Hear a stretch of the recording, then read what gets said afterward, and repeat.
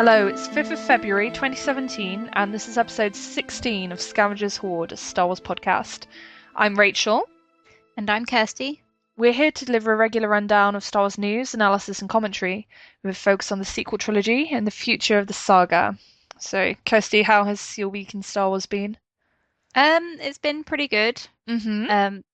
I just want to get this out of the way. I have quite a bad cold at the moment, so hopefully my voice doesn't gross people out too much. You really don't sound that gross, don't worry. I think I sound okay now, but maybe give it 2 hours of talking and we'll see. But otherwise, it's been pretty good. My personal life hasn't been great this week, but I've just been kind of distracting myself with Star Wars, as we probably all do from time to time. Yeah. So it's been kind of a nice escape. And what about you? Yeah, no, like in Star Wars terms, it's been pretty quiet. Like the most busy element of my Star Wars fandom has been my inbox on Tumblr, because I always get so many questions. I love you all. I love you all. I just feel bad because like I have over 600 unanswered ask messages. Oh my. I'm sure people understand you can't get to all of them. Yeah, like I don't mean to sound really conceited, but like I sometimes feel a bit like Ringo Starr, because Ringo Starr had this like vow that he was going to answer all his fan mail until he eventually stopped. And I'm kind of like Ringo Starr at the point when he realized there's just no point in trying to answer everyone's letters.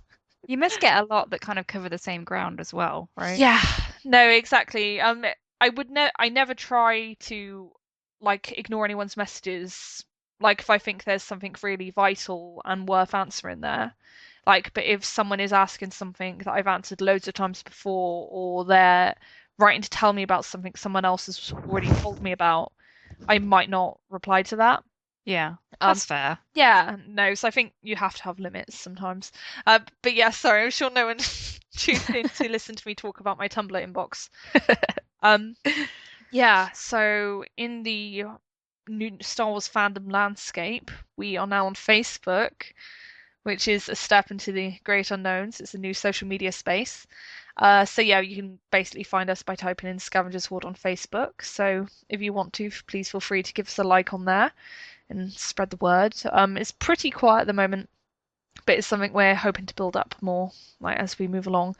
And I think there are also the podcasting awards. Is that right, Kirsty?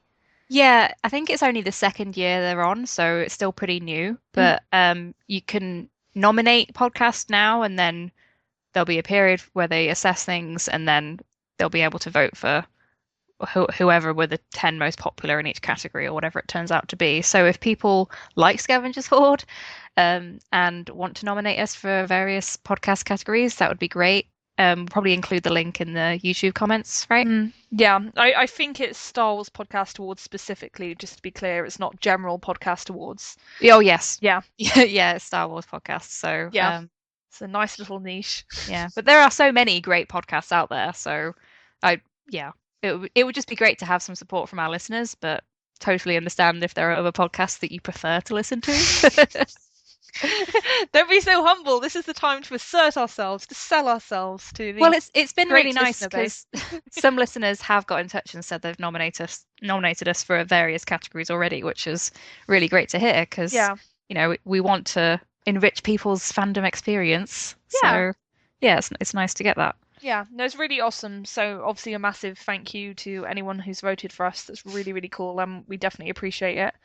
Yeah, and then I guess the last bits of business are that we invite you to rate and review us on iTunes, because that is always a massive help to us. And if you've already done so, thank you very much. We really appreciate it. And if you have any questions for the podcast, you can email us at scavengershoard@gmail.com. Right. Then we can move straight into news. And the first story is that there are fresh details on Finn in The Last Jedi via Making Star Wars, specifically through their podcast. This touches on what I'd consider light spoiler territory. So, yeah, like if you're a bit nervous or queasy about spoilers at all, skip ahead. But I really think this is only going to be spoilerific if you're afraid of seeing things that are probably going to be seen in trailers and posters and stuff anyway, because it's quite surface things. Right, so that it's been basically summarized in bullet points, and we have Finn goes undercover and wears a First Order officer's uniform, but with no hat. And then there were early reports about Tom Hardy being in The Last Jedi and interacting with Finn. His character doesn't know Finn is a good guy and that he's undercover. And just to clarify, Tom Hardy is rumored to be playing a stormtrooper, so it would be a similar cameo to the thing that Daniel Craig did in The Force Awakens. So very famous guy, but you're unlikely to see his face. um, and they believe that Finn infiltrating, like the First Order base where he bumps into Tom Hardy, is something to do with him and Kelly Marie Tran's character planting explosives somewhere. That it's not clear exactly what the link is, but the suggestion is there is some kind of link. And yeah, the suggestion is that the First Order officer's uniform is the cover he uses to be able to plant the bombs. And then finally, there's a little detail concerning, like, essentially what we saw in the Dubrovnik filming, and it's that Kelly Marie Tran's character and Finn get on the Space Horse to chase a speeder with two guys wearing tuxedos in it. And Benicio del Toro's costume does not look like those tuxedos. And that clarification basically came about because some people were reaching the conclusion that the men wearing tuxedos seen in the set photos from Dubrovnik, they believe that one of them might be Benicio del Toro's character, like his stunt double. But yeah, making Star Wars don't think that's the case. So yeah, that's like a bunch of small things, a bit disjointed. But did you get any like impression from that, Kirsty? I think it'd be really cool to see Finn in a First Order officer's uniform. Hmm. Because it kind of has that Cassian and Jin vibe, doesn't it? Yeah, definitely. There's like a grand tradition of wearing the enemy's uniform to infiltrate bases in Star Wars. It seems to happen in almost every movie. Yeah. I like this because it kind of highlights Finn's bravery again, that he's going back to face the First Order. Mm. And like that organization in general seems to be his shadow. So he's kind of going into the belly of the beast again and just, yeah, that sounds really cool. That's a really good point. So obviously in Force Awakens, he spends all of that movie trying to run away from the First Order, and he's very outspoken and clear about that being his motive. He wants to escape. And yeah, it says a lot about how far the character's come, like that he's actually willing to go back into the First Order and even wear the uniform of one of the people who would have presumably been dictating his life and bossing him around while he was in the First Order.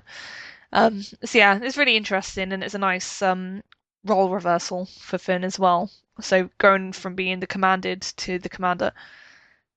Yeah, I kind of forgot about these details of them being on the horse and chasing the speeder as well, but that reminds me of the To Catch a Thief reference that we were talking about last week as well. There's that chase in that movie. And we were already saying that it kind of reminded us of the Dubrovnik setting. So that kind of cements that further in my mind as well.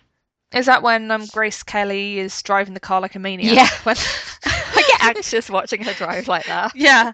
No, especially because she's got like this wonderful serene smile on her face for the whole trip. Exactly. It's like, how can you look so calm? I know the real answer is that she was filming with back projection in a backlot. Oh, I love watching driving scenes in old movies. Yeah. There's so something so charming about it. It's really nice. You don't get that anymore. Yeah. So yeah, I wonder if Kelly Marie Tran's gonna kind of go crazy riding the horse, and Finn's gonna be like, "What? Slow down, please." Like, wasn't she's in front of Finn, isn't she, on the fall? Yeah, I think so. Yeah, like so maybe she has the reins, so to speak, like Grace Kelly had the steering wheel. Yeah, that'd be exciting. Yes, we both rewatched To Catch a Thief, didn't we, to go off on a mini tangent. Yeah, I was a bit hazy on the details as I was describing it last week. I realized it had been a few years. So you watched it, and then I was like, yeah, I'm going to watch it too. That sounds like a good idea. Yeah. And it definitely reminded me of what we've been hearing about Dubrovnik and that kind of side of the story. Yeah, no, absolutely. You really get a sense of this absurdly like wealthy, affluent community, and like the way they're just so frivolous with their money. And yeah, it's really interesting. There's been lots of rumors about the Dubrovnik planet being some kind of like hotspot of First Order funders, and I could absolutely see that being the place because it's clearly a place where there's lots of money around. And yeah, is that the same casino planet we've been hearing about? Is that supposed to be that same area, or is that somewhere else? I'm pretty sure it's the same because the main characters in To Catch a Thief meet in a casino as well, don't They they? do, yeah, which is really So, cool. It's a very brief scene, so it's easy to forget it's in To Catch a Thief, but it's absolutely there. Yeah, and it just suggests all this like decadent, vaguely corrupt living. Um, hmm so yeah, like I, I feel bad. I feel like it's sacrilege to say this because it's like it's Alfred Hitchcock. Everything he made was a masterpiece, but like I didn't think it was that great a film. Like I enjoyed it, and it really looked beautiful. Like on a cinematic level, it was great, and I really liked the tone it established and the feel of it. But I, it just like as a story, it fell a bit flat for me. It wasn't very engaging. Oh, I know what you mean. It's definitely not one of his best. Yeah. No, exactly. But I can absolutely see why it would be a good reference point for Star Wars because I do think it has a really good mood. And like you said, I think it's more going to be about the atmosphere, like rather than any specific plot points. So yeah, Yeah, for that'd sure. be cool. Yeah, do we want to say anything else about that? Um, I don't think so. I mean, it'd be cool to have Tom Hardy in the film, but Mm, yeah, you're probably right that we won't see his face.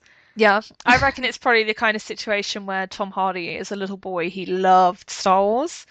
Like because it's easy to forget with these big Hollywood stars, they were kids once, just like the rest of us. hmm And yeah, of course there's gonna be lots of Star Wars fans amongst them because so many people love Star Wars. So that's why you have these crazy big names like queuing up to be extras in Star Wars films. It's Oh kind yeah, of I was unique to Star Wars. yeah, I was really happy when Simon Pegg got to play Uncarplet because he's such a huge Star Wars fan. I think he wrote his dissertation at university on Star Wars. Wow, that's So amazing. that must have just been a dream come true for him. So it's really cool that now it's been rebooted, people can be part of it, and they probably never thought that that would have that opportunity. So Yeah, no, which is lovely. Right, then the next story is that the Han Solo movie has started filming. And yeah, there was basically a post on social media showing like the clapperboard. I think Chris Miller posted it. So yeah, we know that the Han Solo movie has now officially gone before cameras. Does this fill you with much in the way of excitement, Kirsty? it does actually. Oh, good. I love It's Han Solo, as everyone knows. So yeah, I'm really excited to see what they do with the story. yeah. We still have very little in the way of spoilers and things like that. Maybe that will start trickling in now it's filming. Mm, Um, but yeah, I feel like the actors must be under a lot of pressure, mm. to kind of fill those iconic roles. So Yeah, I did actually read an interview of Billy D. Williams. I think it was like Vanity Fair or one of the big magazines in Hollywood. And he basically said that the film's about like how Han and Lando meet for the first time and like how the ownership of the Millennium Falcon changes hands and stuff. I don't think that's a big spoiler by any stretch of the imagination. I think those are all things you would logically assume would be in a Han Solo movie with Han Solo and Lando Calrissian. right. Um, but yeah, like it's nice to hear that we'll have that kind of focus because I think that's what people really want to see. They really like Han and Lando, so we're going to want to see those two characters together. Yeah, I think that sounds really cool. Um, yeah, weren't there actually, I don't know if you've got this as a piece of news later on, but there were photos of Donald Glover and Billy D. Williams together having lunch sometime this week. Yes, that's right. There were like someone very unsubtly took a selfie, um, and it just happened to have Donald Glover and Billy D. Williams having lunch in the background because of Yeah, course that was the whole purpose of the photo. yeah. Um, and yeah, no, it's really nice to see that they're keeping the original actors involved, and I guess they're kind of mentoring the younger guys. So just like giving advice, saying good luck. Who knows? I'm sure it's probably set up by the studio. So I'm Oh, not sure probably. like how much they're going to be saying or what the nature of what they're saying is. But yeah, like it's just really nice to know that Billy Dee and Harrison are still involved because there are also pictures of Harrison having lunch with Alden. How do you say his surname?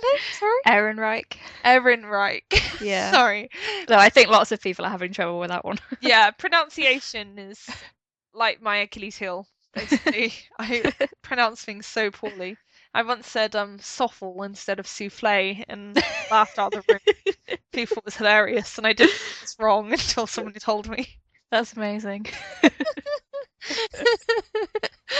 Not very So yeah, astute. I think it's really nice that these older actors feel like custodians for the role, Carrie Yes. Carrie said that a lot about Leia. Mm, So it's really important. They know how important it is to the fans, and to kind of pass on their impressions of the characters and any tips they might have for the younger actors. I think that's really great. Yeah. No, it's really, really cool that they're still in the loop and they're consulting in that way. Yeah, I think the clapperboard shows that the title is Red Cup, like that's the working title. Mm. And that I've heard it's some kind of obscure reference to like a Lego set, because there's like Oh, really? yeah, there's apparently like a random red cup in the Lego set of the Millennium Falcon. Oh, Uh, see, I had a completely different theory for what it was. oh, And I really? and I didn't even think it was up for debate. So the solo cups, like those red cups that college kids here use at parties and stuff. Like, could you explain? I don't know what. Oh, okay. Sorry. So have you ever watched like an American college movie or a teen movie or anything? I try to avoid them if I can help it. Okay, understandable.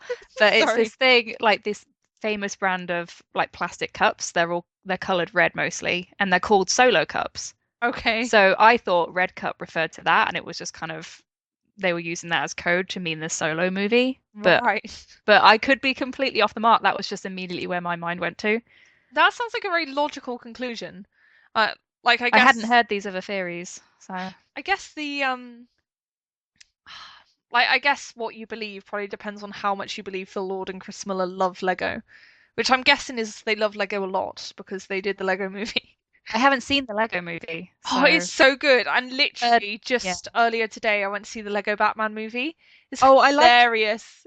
I It's was so enjoying the good. trailers for that one. Yes, it's so So, great. I really recommend it. It's so much better than all the live action DC movies. okay. Like I know that's not hard because those movies generally aren't considered to be very good, to put it kindly. But yeah, it's just so fun and witty and adventurous. It's great. And it was also full of references to the 1960s Batman TV show, which Right. I love because when I was a kid I watched it all the time. But I'm sorry, that's a massive tangent, so I'm gonna stop there. No, I will definitely check it out. Yeah, Uh, I should probably watch the Lego movie because obviously these guys were involved with that. yeah. Might be a good kind of insight into what we can expect from this in terms of comedy and Mm. that lightheartedness. Yeah, there's a really lovely, warm film. I think that's what's surprising about the Lego films, how much heart they have. Mm. Because these are films that should, by like any reasonable estimation, just be completely unashamed adverts for toys. But they are so much more than that. There's so much like love and heart put into them, which Yeah, is really great, and that does make me excited for what they're going to do this Han Solo movie. yeah, Because I do feel like Phil Lord and Chris Miller that they're gonna have more of their stamp on what they want this movie to be. Like I don't foresee there being all the production problems that there were with Rogue One, for example, with this Han Solo movie. I'd like to think it's going to be much more smooth sailing. yeah. Hopefully, I guess we'll see. Yeah, no, exactly. I don't want to jinx it by saying that, and then it's like, oh dear. But yeah, I just have a good feeling about it. Cool. Yeah. Right. Then we have a bit of news, or I guess it's more like a rumor, on when we're going to see the first bit of Last Jedi footage. First bit of Last Jedi. Sorry, I didn't realize what how silly these things sound until I say them. Um, right, and this is from Star Wars Newsnet. And basically, they have said, we contacted one of our sources who shared with us an interesting tidbit. According to him, right now they are hard at work on a new behind the scenes reel for The Last Jedi, which will be the first footage that we see from the movie. This means that there will be no teaser trailer before Celebration. All rumours on the web with earlier dates are not accurate, as are the reports with teaser descriptions. While a behind the scenes reel premiering during Celebration is not surprising at all, since they pretty much did the same for The Force Awakens and Rogue One, it is interesting that we'll be heading into Celebration without any The Last Jedi footage released before. Like, I don't like to question people's sources, but I can't help but think there's a mix of like truth and misunderstanding in this because Mm. I don't see any world where the first bit of The Last Jedi we'd see beyond that like start of filming video would be a behind the scenes reel. I That's what just I don't was see it. thinking. I feel like the first impression, they'd want something a bit more polished to be out there, something that, I mean, I know that the behind the scenes footage would be controlled and they would be very careful about what they included, Mm, but still, you want something to go out there to really pack a punch, and yeah, behind the scenes footage doesn't always tell that story. yeah. No, exactly. So, like I know Star Wars Newsnet, they have had scoops in the past, but they've also been a bit hit and miss. They have got things wrong. So I reckon that it's probably legitimate that there is a behind the scenes reel in the works. So I think it's very, very likely that you're going to get that at Celebration. But I think the suggestion, like the emphatic suggestion that there's going to be nothing before that, like I just can't buy that. Like that might be the wishful thinking part of me speaking, because of course I really, really want there to be a trailer before Well, Celebration. didn't you say that you'd read something a bit different from Slash Film? Yes, no, well, in Slash Film, apparently they've said that they've been hearing whispers about there being something attached to Beauty and the Beast.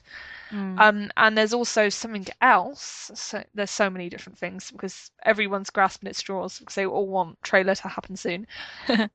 There's like a company that does trailer music, and they did the trailer music for Force Awakens and Rogue One, and they've put like a mysterious countdown on their website. I think going up towards the end of February, and there's no indication of what it's for or anything, but people have been suggesting it might be for the new Star Wars trailer. Mm. So yeah, like I'm cautiously optimistic that we're getting something of Beauty and the Beast. I'm almost certain that Super Bowl is a complete write-off.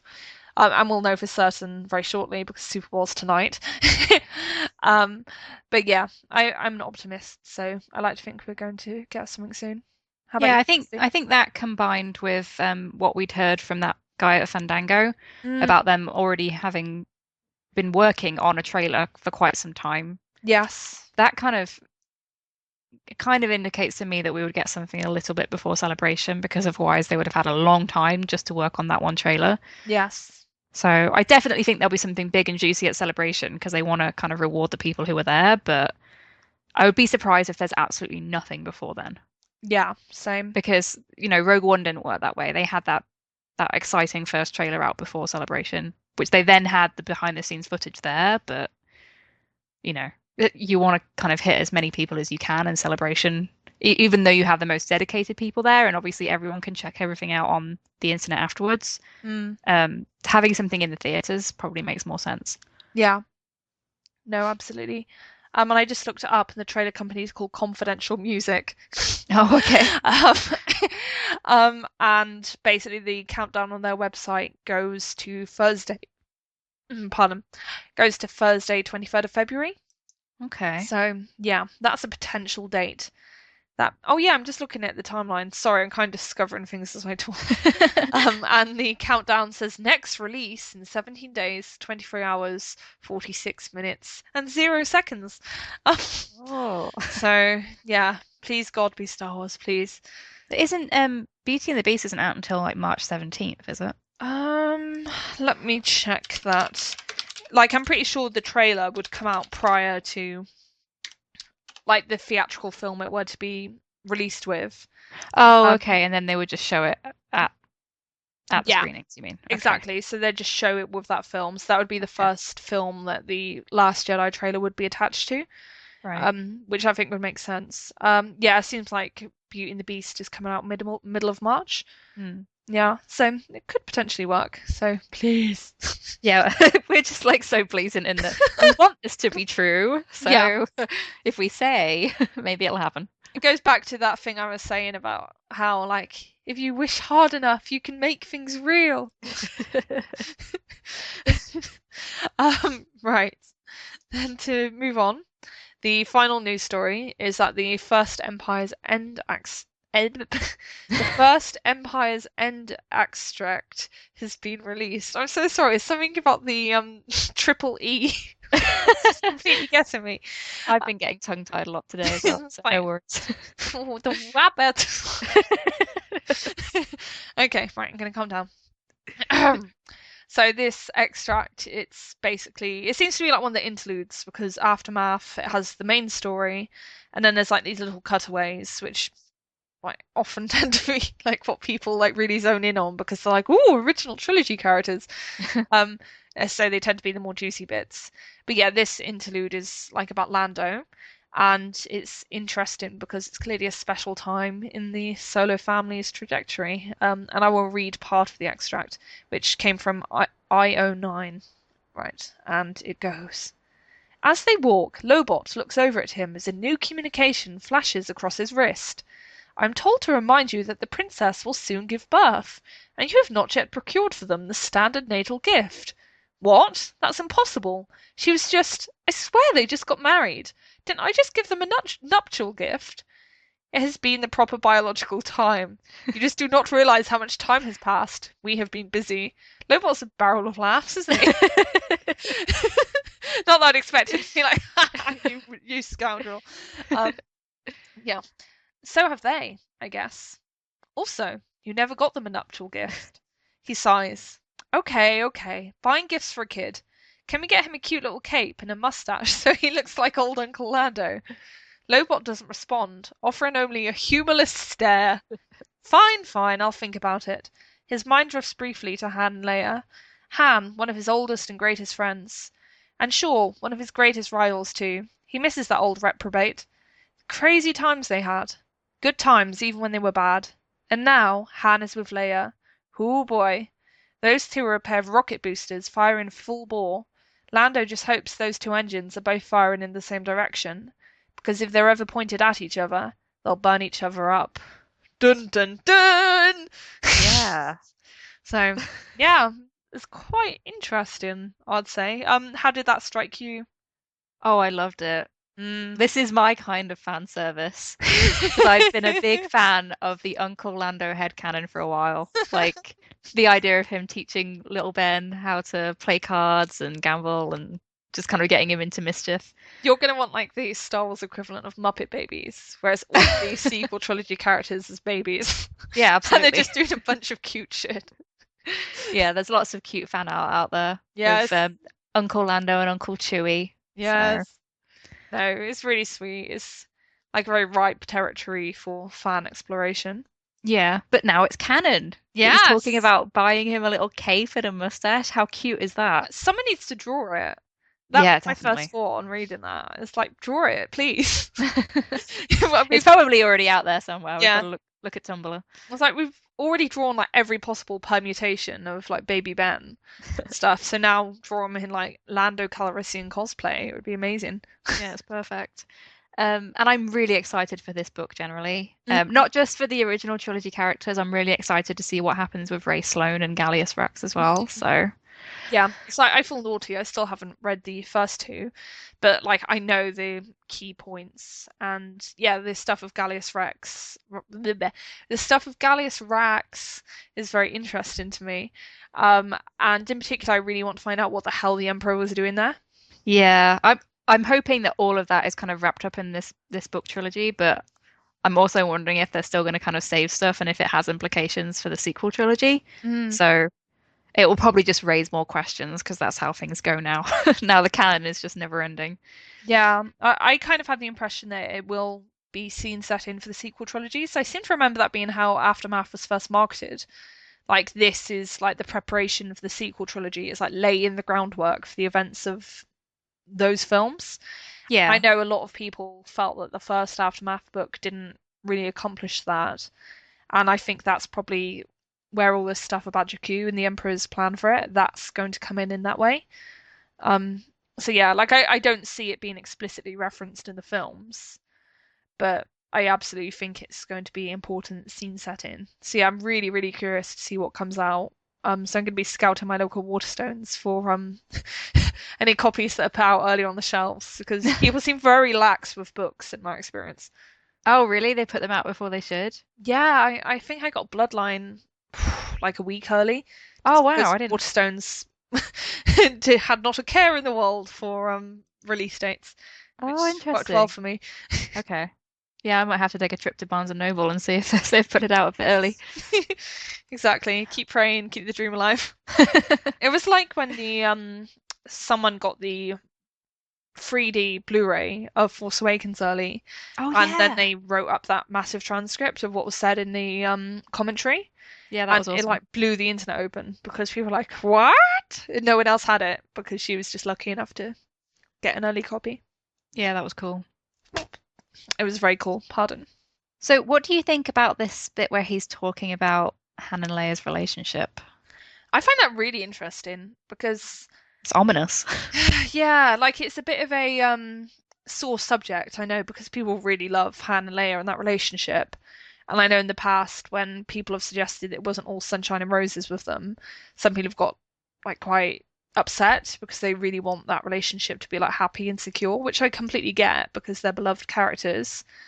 Um, but I just think that it's really interesting that we're still getting this kind of message like in this book because yeah, it does indicate that it was very stormy and that there was like danger on the horizon. What did you think about it? Yeah, it's interesting to me because I know everyone has their own ideas of how relationships in canon go, but for me, that storminess was kind of a big appeal of their dynamic in the original trilogy. I Hmm. kind of liked that sparring. Yeah. Um, so yeah, like I felt like it was in character for them both to kind of be a bit stubborn and argumentative, but still love each other very much, you know? Some Yeah. people are just high conflict in their relationships. Yeah. Um, so yeah, but I just think it's interesting that it's kind of included here because like as we're talking about the idea of these books kind of setting the scene for the sequel trilogy, Mm. it is kind of like that in between. And I know Bloodline touched on this as well, that even though they were very much in love, Yeah. their marriage was quite an unconventional one. They spent a lot of time apart, kind of Yes. pursuing their own goals. Yeah. Which is what you'd really expect because they are such different people. Yeah. Like, and their spheres of interest are so vastly different because it's hard to imagine any world where Han Solo would become interested in politics, for example. Mm. So yeah, like it's natural that they had quite different areas of focus in that respect. I think people, especially fans of the EU, might have a hard time with it because their relationship was presented quite differently there. Like Han did get more involved in the politics side of things. Mm. Um, I was never a huge fan of that. In certain parts of the EU I was, but not really stuff that related to the original trilogy. It was more kind of like the Old Republic stuff that I was into. Yeah. Um, so yeah, I think if people are attached to those certain ideas and then that kind of gets pushed aside and they start with this new canon, it's Mm. probably it's probably never going to please everyone, you know? Yeah. No, absolutely. Like, there's always going to be people disappointed because it's Star Wars and people get intensely attached to like a certain picture of how things will go and should go, Mm. which is understandable. But yeah, I think as with any piece of like art or entertainment, it's generally best to try and go with the flow and yeah, just like accept that that's going to be how things are. Yeah. But I'm just really excited for Empire's End because I have a feeling we're going to kind of see Ben Solo being born as well. Yeah. So No, I'm that'll be really cool. curious to find out the circumstances of that because I have a feeling they'd make it like quite dramatic. Mm. I don't think that would be like an episode of Casual.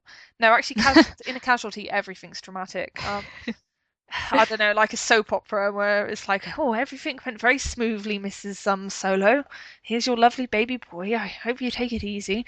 It's probably going to be like there's going to be like a war going on outside, and the ship's going to be in critical power mode, or Oh yeah, because the setting I think for a large portion of the book is going to be that final battle at Jakku, yes, which was obviously pictured at the end of Lost Stars as well. So we're going to kind of get a different perspective, but mm, with our original trilogy characters this time. yeah, it's Um, really cool. yeah, so it'd be really interesting to see Yeah. It's just how possible things that go Leia down. was caught up in it, like especially if she like went into labor prematurely or something. Right. Because I can see her being the kind of woman where she'd just like keep on going for as long as possible. So Yeah. she'd probably be like on the brink of giving birth, but she'd still be like on the command deck, like giving orders and trying to help people. Because that's just how Leia is. And I'd be Yeah. like, oh no. Yeah. So high stakes. Yeah, is there anything else we want to say about Empire's End?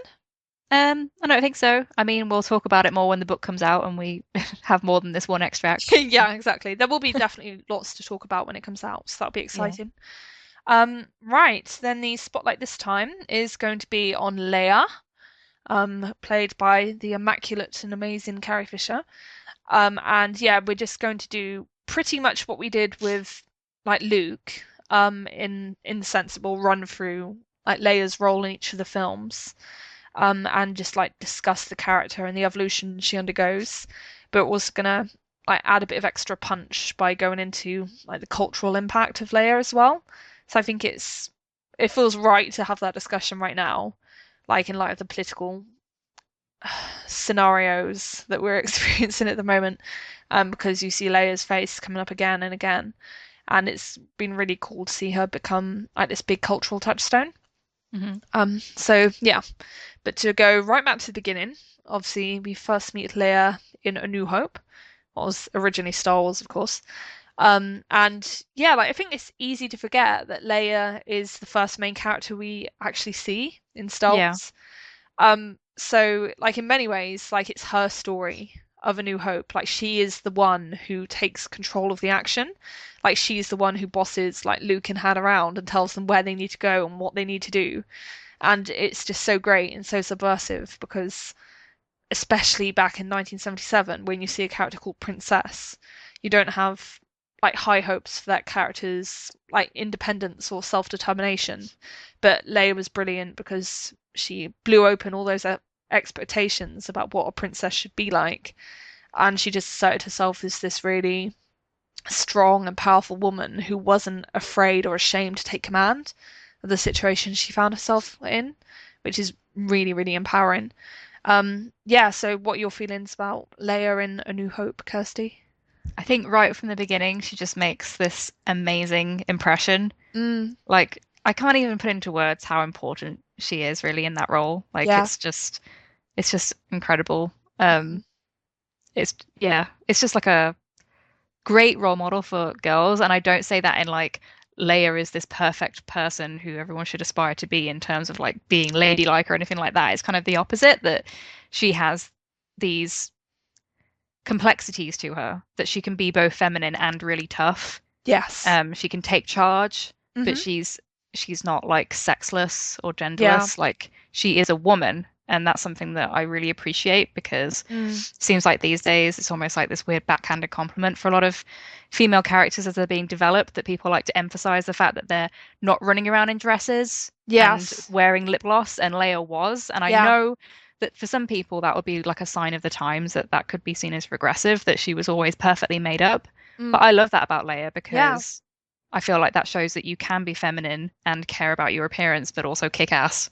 Yeah. No, that's so important because there seems to be this like wrong-headed idea amongst some studio executives that to make a woman powerful, you need to make her masculine, and they never did that with Leia.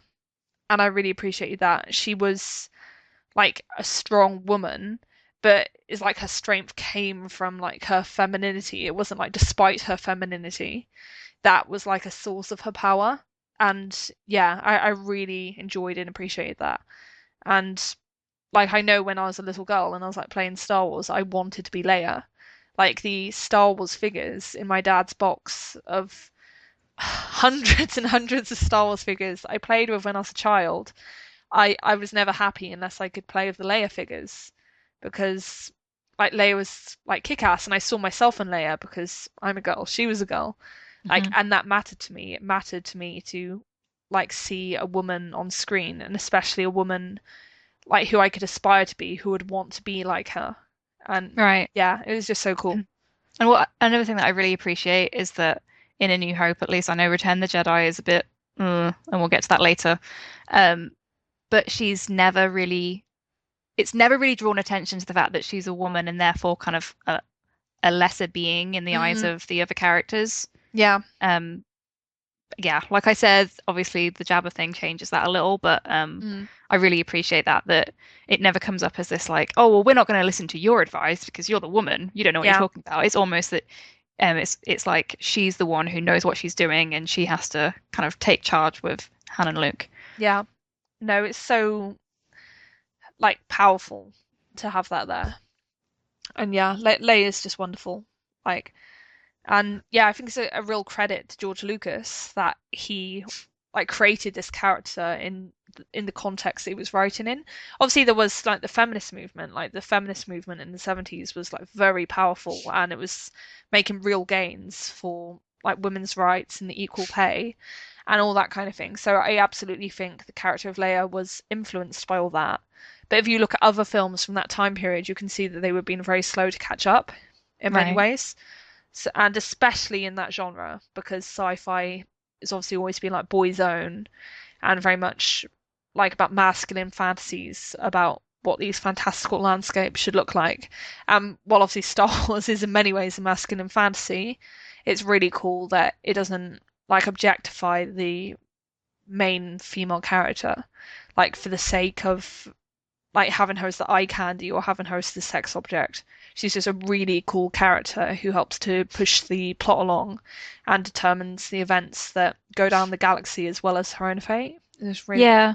Because if you look at like Luke's journey in A New Hope, Leia's clearly supposed to be like the meeting the goddess part of his mm, monomyth, right? yeah, But she's so much more than that. So yes, she fits into his trajectory in that way, but she has her own journey too, and I really appreciate that because they could have just clearly kept her as just a device in his own story, but she had her own goals. And because she was introduced first, like you say, like she's very quickly cemented as one of the main characters and she has her own identity. And I actually love the way that Rogue One kind of built on that with Bale saying that, he's going to send Leia to Obi-Wan. yeah, And that was before they even had the plans. So this is just a headcanon, but I really like the idea of Leia being the New Hope. hmm Like, because she was being sent to Obi-Wan, and Bale presumably knew that she was Force sensitive. yes, So it's like this idea that she could have almost been the Jedi. mm, Like he could have trained her instead. yeah. And obviously that does come out more in the later films because there is the whole there is another thing. Yeah, And we later find out that the another is Leia. right. So again, like A New Hope, you're right in that it is possible to interpret that in more than one way. It's like all this discussion about, oh, who's the last Jedi? Or who's the Jedi in Return of the Jedi? Because the surface reading of Return of the Jedi is that the Jedi is Luke, because Luke Skywalker is coming back in the sequel. But the cooler reading is potentially that the Jedi returning is Anakin Skywalker, because he's coming back as a Jedi after having been like mired in the world of the Sith for a long time. So yeah, it's very cool. Yeah. And also just the idea of in Rogue One, Leia kind of escapes with the plans just as Vader's like he's so close to getting them. Yes. And then like 5 minutes later they're meeting again in A New Hope and she's just like completely lying to his face. That's just Mm. amazing. Yeah, it really contextualizes it, which is really interesting. Yeah. She's just so brave. Mm. She is, and she's fearless. Like you never really see Leia like cower, and she's never like cowed, even when she's in like impossible and terrifying situations. So like even when her planet is blown up, she's miraculously composed. Like, and you could say that you could argue that that's a fault because, like, in a way, that'd be so incredibly traumatic to think literally everything you've ever known, like all of your family, everywhere you grew up, all of your friends, all destroyed in an instant. Like, that's unbearably traumatic. But at the same time, it is a real testament to Leia's character that she's able to come through that and is so strong and resolute. Like it's always about the bigger picture with her. It's like there's no time for my personal pain or my personal suffering. We have to put the rebellion first because that's our only hope. Otherwise, this is going to happen again and it's going to be so much worse. So yeah, she's just incredibly level-headed. Yeah, in A New Hope, I kind of feel like the stuff with Alderaan is a bit of an oversight. Mm. Because like you see Leia comforting Luke about Obi-Wan dying. It's like, Yes. come on, she just lost absolutely everything that she ever knew. Luke's Um, just lost the space hobo who he's known for like 5 hours. right.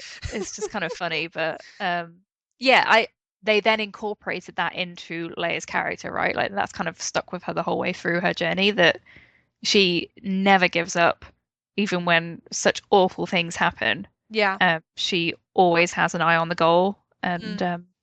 yeah, she's just a great character to look up to for that. Yeah. No, she's really fantastic. Um, and I really like how she like holds her own against these like masculine authority figures like Tarkin, for example, because there's Yeah. these great like scenes of Leia like facing off against Tarkin. Like I recognized you by your foul stench. And I just love it, especially because Peter Cushing is just so effortlessly evil and menacing. Like lovely man in real life, but in character as Tarkin, he's just so slimy and nasty. But Leia's never intimidated, and Yeah. is so cool. I think Carrie said that she had a hard time being so mean to him because Peter Cushing was so lovely. Yes. Like, how can you take him seriously when he's wearing carpet slippers? Come on. Yeah, that's just adorable. Yeah, it's really sweet. Um, right, yeah. And I guess the other thing to say about Leia in A New Hope is just how she functions as like part of the trio. So with Luke and Han, because there's really nice like seeds of relationships there. Like, and it's very different. There's such a different vibe with Luke and Leia from what there is with Han and Leia, and it's really Yeah. interesting because you can kind of tell that when George Lucas wrote Star Wars, he intended for the romantic couple to be like Luke and Leia, like that swing across the balcony with the good luck kiss and stuff. That's a Mm. very stereotypical classic romantic moment that you wouldn't really include for two characters you intended to be completely platonic, let alone siblings. um, but yeah, you never really get like much of a feel like of a genuine like spark there, but you really get that with Leia and Han, even in that first movie, and there's Yeah, just this great rapport between them. it's kind of interesting looking back at it with the benefit of hindsight, isn't it? Mm, Because I feel like there's certain lines like Han saying either I'm going to kill her or I'm beginning to like her. yes, Like that to me is a real foreboding of the fact that he's going to fall for this girl hard. yes, Um, but yeah, it's just so lucky that those things were kind of already there in the groundwork, and yeah, George obviously decided that he was going to make Luke and Leia twins, but there was already that great foundation for this really stormy, passionate affair mm, between Han and Leia. yeah. No, and I think like I don't know the ins and outs, but one would think that like people noticed that there was that natural chemistry with Carrie and Harrison because obviously they were having an affair during the filming of the original Star Wars. Mm. Like as Carrie covered so brilliantly in The Princess Diarist, which we recommend. um, and yeah, so it's very much like art imitating life. Although it's kind of ironic because obviously in Star Wars, when the affair between Leia and Han becomes full-blown passionate romance, by that point in reality, like Harrison and Carrie, they definitely weren't an item anymore by any stretch of the imagination. So yeah, there's a kind of poignancy to that, but it works so brilliantly on screen that it is good for the sake of the art, if that makes sense. Yeah, their relationship is one of my favorite love stories ever. Hmm. Like, I Yeah, just love Empire for that so much. yeah, it's so nice. Yeah, is there anything we want to say about a new Layer in A New Hope besides that? I don't think so. Yeah, I think we covered most of the ground. Yeah, so then obviously we move on to Empire Strikes Back. And again, I think this is a great movie for Leia. Like, she really asserts herself. I think you get to know her better. You get to know all the characters better in Empire Strikes Back. And obviously, the main thing going on for Leia in Empire Strikes Back is the love story with her and Han, as we mentioned. And yeah, obviously, since this is one of your favorite things, Kirsty, do you want to like elucidate on like the journey they go on through the movie? Sure. Yeah, like I really appreciate the kind of the screwball aspect of their dynamic. It Mm, seems like kind of old school. Like I know it's a few decades old now, but even at the time, like I just feel like it has this really witty kind of give as good as you get like exchange between them, and I feel like it really builds the characters so much. yes. Which, action shots and other things like they won't always achieve that kind of thing, but Mm, you quickly get to know the characters through the way that they are kind of denying their feelings for each other, and Han is like pursuing her but also terrified of the fact that she might not like him back. yeah. Yeah, I think it's very revealing. Mm, And I like the idea that it does soften Leia more. And I don't mean like in a bad way. I mm, think it kind of shows that she's human and sometimes she might be afraid of how she's feeling and conflicted because this man is the scoundrel, he doesn't yeah. have the same goals as her. She's dedicated her life to the rebellion, Mm, and he has been quite transparent about the reasons he's initially involved. yeah. Obviously those reasons change over time as he becomes personally attached to her and Luke, but even even then he's there for a very different reason from her. But I Yeah. feel like that's gonna kind of got that fairy tale aspect because love conquers all. Yeah. So it's really Yeah. important to me. Yeah, and it was really nice. I really like how you see their trajectory in Empire Strikes Back go from like outrageous like name calling and rudeness to each other when they're on Hoth. Like, ah, I hate you, you're the worst thing ever. Like that's basically where they start off. And then you get more of that and more of that. But then like it gradually starts to soften and you see this more like sentimental edge to both characters and you see them actually genuinely caring for each other. And then at the Yeah. point when it really, really matters, so when Leia's threatened with like danger from Vader, and when Han is obviously about to go into the carbonite, that is when you really see their true feelings come out Right. because both of them are like, oh my God, for the other person. And like I don't think they realize the intensity of their own emotions until there there's the risk of the other person being taken away from them forever. Hmm. Like, and you can tell like how terrified they are of that. And yeah, it's just really great because it really amplifies the stakes and it makes you understand the real weight carried by those emotions. It's really Yeah. lovely.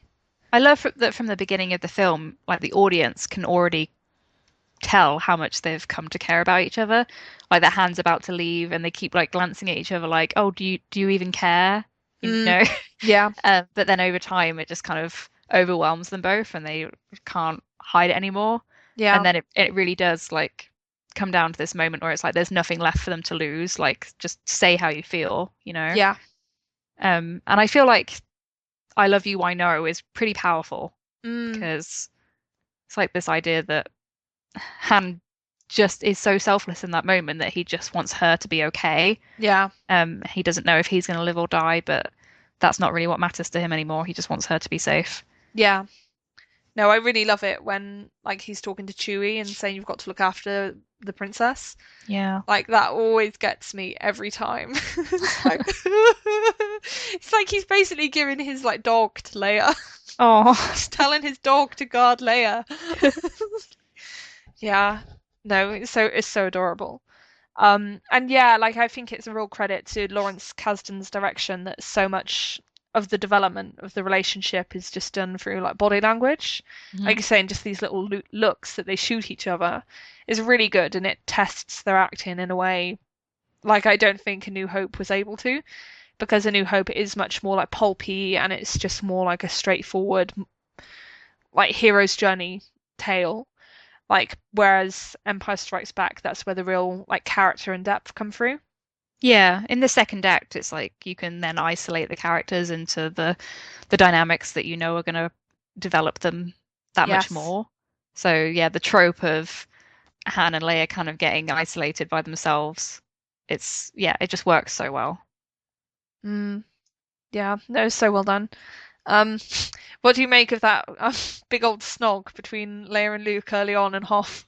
Um, It's uncomfortable viewing, isn't it? That was my main thought when I was it watching is. Empire again. But it also feels in character for Leia because at that time she's still desperately trying to deny to herself and Han that she cares about him. Yeah, no, it's true. And as And well as Han she is, knows Luke is her brother, so. yeah. Well, she's like, somehow I always knew. Like, really? Even Yeah. then. You. But Han deserves it at that point. He's being so cocky. Mm, And it's kind of funny how he fluctuates between just like the range of emotions that he has as he's like talking to Leia and trying to figure out if she feels the same way, but also is completely sure that she does and is like getting pretty accusatory. Like it's just really interesting. yeah. So they're both so similar, like they're just bound to clash. Mm, Like they're very stubborn and kind of private about how they feel about things and don't want to appear soft. yeah. No, exactly. I think it's like that quote from Empire's End, like suggests it. Like they're both really similar, like rocket boosters firing full ball. Like they're both at the same level of intensity and passion. So they're really similar to each other, but obviously there's like a fine line between two people who are really similar, like falling madly in love, or like completely destroying each other. Hmm. So there's a really interesting tension there because there's all these like conflicted loyalties. Yeah. And often, on-screen romance, it's that high conflict and drama that really drives things and Mm. kind of reveals the most about the characters. So, Yeah, no, people on different sides like of a conflict. It's really interesting. Um, yeah, and another thing I noticed is that like I really picked up on the lines that Carrie added, like when she was doing script doctoring for Empire Strikes Back, and I Mm. hadn't noticed them before, but when I saw like the script pages with Carrie's annotations, like I looked out for them and I really noticed them, and they had such a great impact like on the character. Like they're only small things. Is like Leia saying, "Oh, there's not much there," about a system, like when they've just come out of the like asteroid field and they're figuring out where to go next. But it's so cool because it just adds to Leia's competence and it makes you realize that this woman is really intelligent and she knows like about things that you wouldn't stereotypically expect a woman to know. Like, yeah, so it's just confirming that she's like the equal to any man.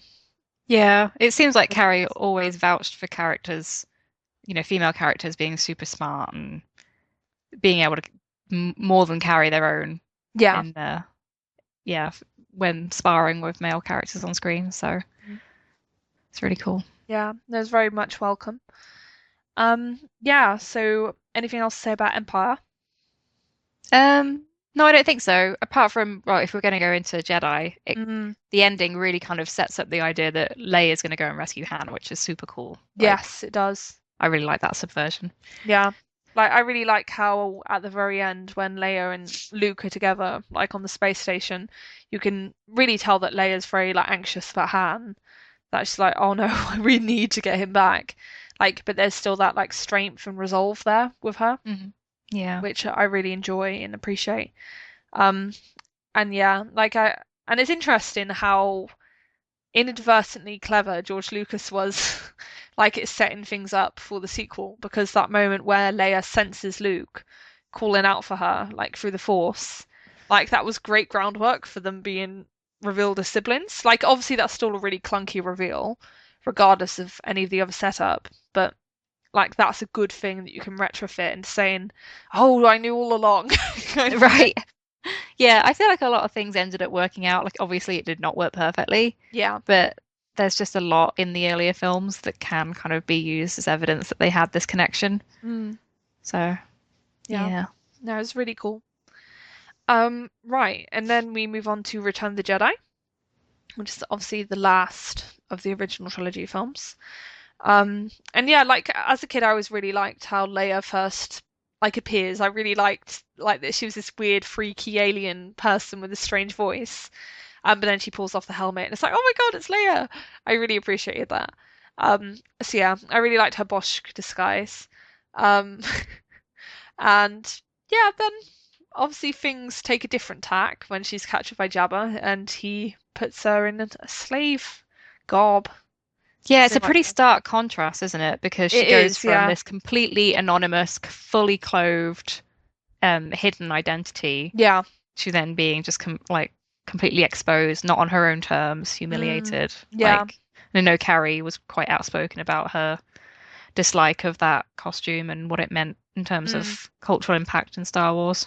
yeah. No, like it does upset me sometimes when like I think it was like when I saw obituaries of Carrie and so many like sites like carried the picture of her in a bikini and I was like, guys, like Carrie herself was outspoken about not really liking that costume. And Right, it's like a clear that that is not the version of the character that she wanted people to remember. yeah. Like the and like I think that's what's so great about the women's marches. Like the Leia you see being like pushed out there and promoted at the women's marches as like this icon of like female empowerment. It's like a New Hope Leia with the buns and like in the princess dress. So she's like this feminine figure, but she's as strong for her femininity as anything else. Like, and it's not like she's being objectified or treated as a sex object or anything. And then in Return of the Jedi, like the bikini, it kind of takes away from that. And yeah, it's a bit of a shame. Yeah, I appreciated what Claudia Gray did with Bloodline in terms of the Hutt Slayer narrative. Yes. Um, and kind of, yeah, drawing attention to the fact that what she was doing in the bikini was far more important than what she looked like. Yeah, But definitely. you also get this feeling that it is just kind of like um, doing the best you can with what's already a bit of a crap situation for the Mm, character. yeah. Um, I know you can take it on multiple levels, that it's obviously supposed to highlight how gross and villainous Jabba is. Mm, but it's still clearly supposed to be titillating to the straight male audience, and Yes. it's just kind of depressing on that level. Yeah, no, I think it just feels like it comes a bit out of left field because obviously in the previous films they've done such a great job of like not sexualizing Leia in Yeah. that way and just presenting her as this like badass female character. And then the Return of the Jedi, that's kind of gone. And this isn't to say that there's anything wrong with sexualizing female characters. There's zero wrong with having like female characters who like profess their sexual identity and like are outspoken and embrace that like in the fullest terms. That's absolutely fine and more power to you. Oh, and I think Leia Um, did do that on her own terms in Empire, yeah, exactly. you know? That was Leia expressing her sexuality. I think the reason why people object so much to like the whole slave Leia thing is because that's not the character expressing herself on her own terms. That's the character being enslaved and objectified, and it's just the whole glorification of that element of the character, often at the expense of other elements of the character that Carrie herself was clearly much more proud of and much more interested in like speaking about and sharing. Like that's just a bit of a shame because Yeah. like she does just become like a bit of a masturbatory fantasy like for that element of the film. And yeah, I think I've said it before, but it just makes me sad when I see young men literally bringing it up to Carrie Fisher's face that, oh yeah, like you were my like dream when I was a teenage boy, and it's just like, don't say that, please. It's just like it erodes all these boundaries of like normal behavior, and it's gross. And Yeah.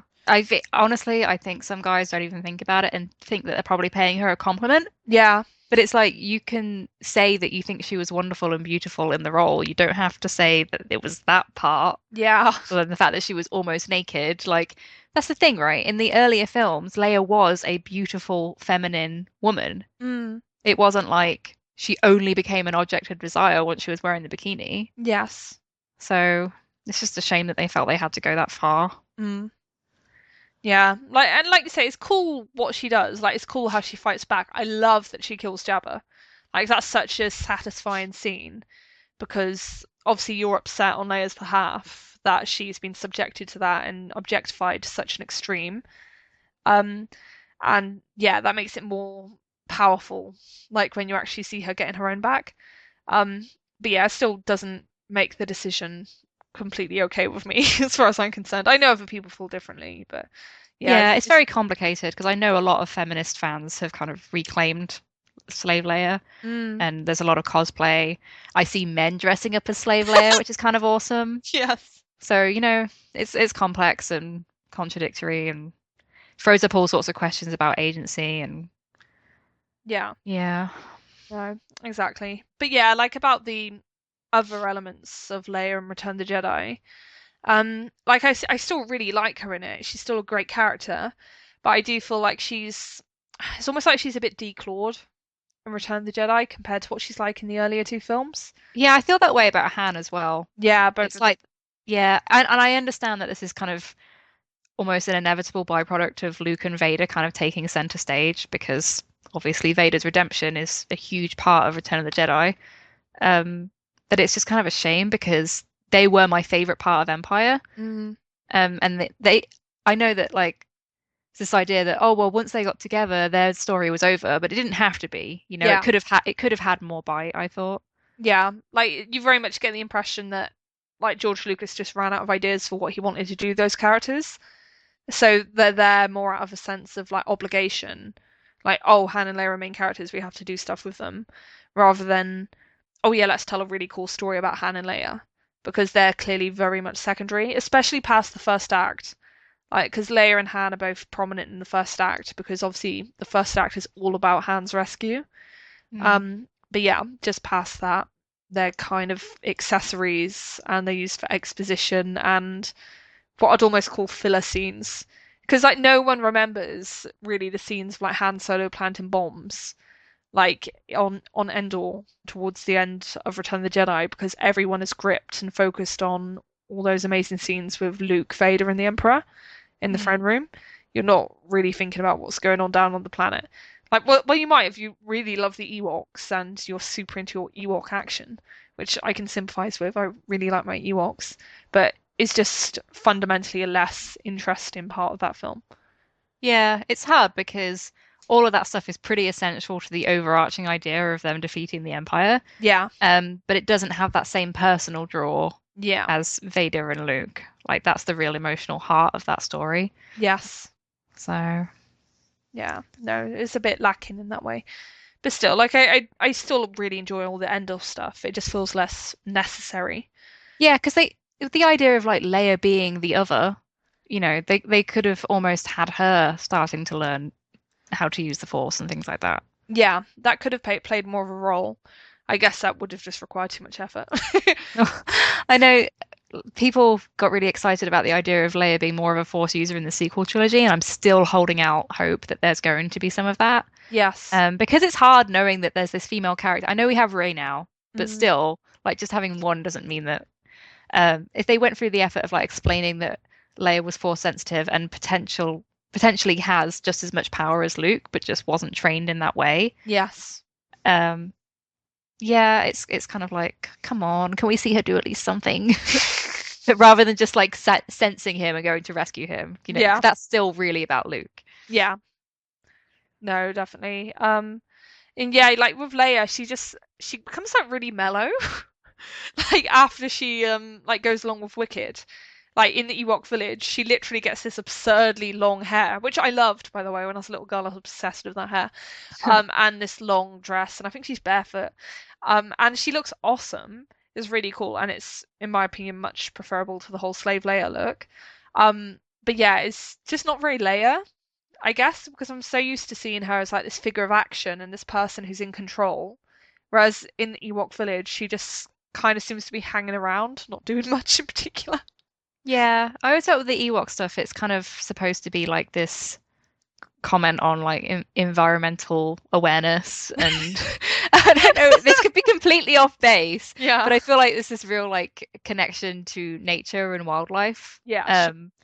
So this hippie version of Leia. Yeah, exactly. But if you look back to the beginning of A New Hope, it's like so far removed. Yeah, So yes, we can call it character development or whatever, but it almost seems like she's just trying on different costumes and like suddenly taking on a new persona. yeah.